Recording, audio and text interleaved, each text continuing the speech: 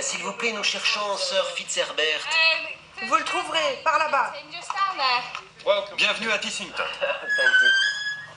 Tissington Hall, dans le comté de Derby, c'est le domaine du baron Sir Richard Fitzherbert. Bienvenue dans notre maison. Et si vous avez une épée, quand vous entrez, il faut la laisser là. Et vous avez troqué l'épée pour... Pour le parapluie. La famille de Sir Richard habite cette demeure sans discontinuer depuis sa construction en 1609. Là, c'est un de mes ancêtres. Il est assez affreux, mais il est mort en 1691. Et tout ce qui est ici, comme cette bonbonnière, porte le nom de mes ancêtres. Le château est à la fois habité au quotidien et ouvert aux visites certains jours. Le public découvre la bibliothèque aux 3000 livres et l'histoire toujours vivante de cette vieille famille de la noblesse anglaise. J'ai des livres en français. En voilà un, je crois. Oui. Voilà, les mémoires du duc de Sully. Sous ses allures de gentleman farmer décontracté, Sir Richard n'a qu'un seul but, maintenir la tradition aristocratique. Là, vous avez la chambre nuptiale pour les mariés. C'est un bed and breakfast? De temps en temps, à condition qu'ils payent le prix.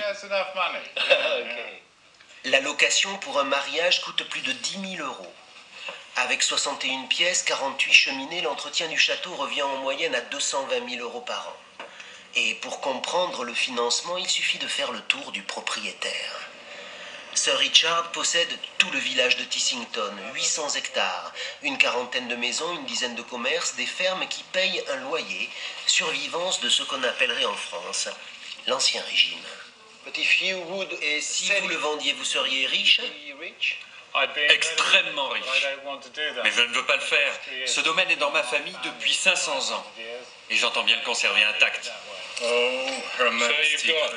petit thé à la santé de la reine. Un peu de fudge. Très bon. Le caramel anglais. Et la route reprend vers Manchester.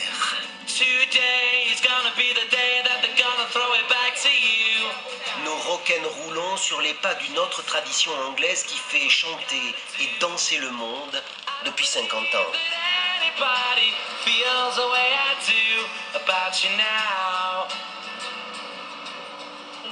Et nous cherchons à remonter à la source, là où se crée, où s'invente la musique anglaise. Bonjour. Bonjour. Rendez-vous avec Ali et le groupe Moser. Cette ancienne filature de coton déglinguée accueille aujourd'hui des dizaines de groupes. Une effervescence créatrice.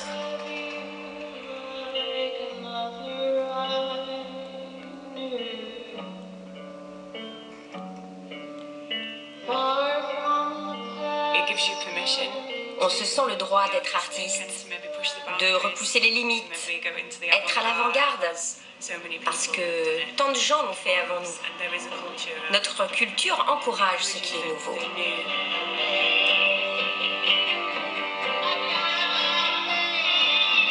Emporté par les vibrations des notes expérimentales, on pourrait avoir l'impression de revenir à Paris. Nous sommes à Blackpool, la plus grande et la plus populaire station balnéaire anglaise, royaume des machines à sous, à 2 centimes. Quant à la tour, bâtie en 1894, elle est 2 fois plus petite que la tour Eiffel. Les gens ici sont rigolos. Il suffit de les regarder pour se marrer.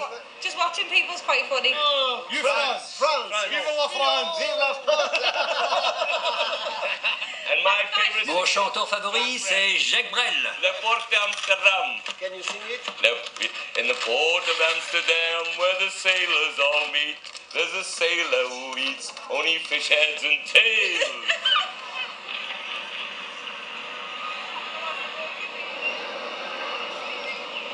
Nous voici arrivés tout au nord du pays, presque au bout du voyage. Bonjour monsieur, que faites-vous aujourd'hui? On travaille avec les moutons. L'occasion de découvrir, mais juste pour le plaisir, une dernière tradition propre à cette région. On ne les tombe pas, on les prépare pour la vente aux enchères. On dégage la tête et les mamelles. Mais pourquoi faites-vous ça? Parce qu'elles seront plus jolies. La ferme devient un salon de beauté pour ces dames.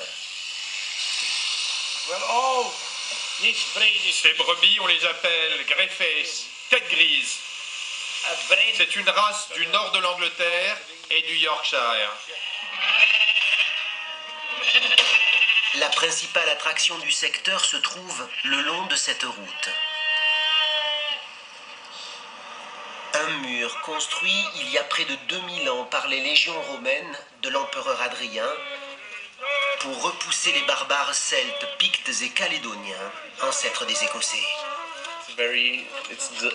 On est à la frontière extrême nord de l'Empire romain. C'est très émouvant d'être là.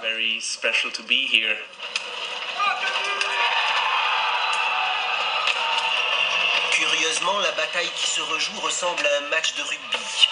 On se martèle, on s'amoncelle comme dans une mêlée. Et à la fin, les deux camps se saluent et se congratulent, comme si de rien n'était. Le mur d'Adrien court sur une centaine de kilomètres. Il séparait deux mondes qui ont fini par s'unir. Et notre route s'achève là où les herbes folles se mélangent au gazon anglais.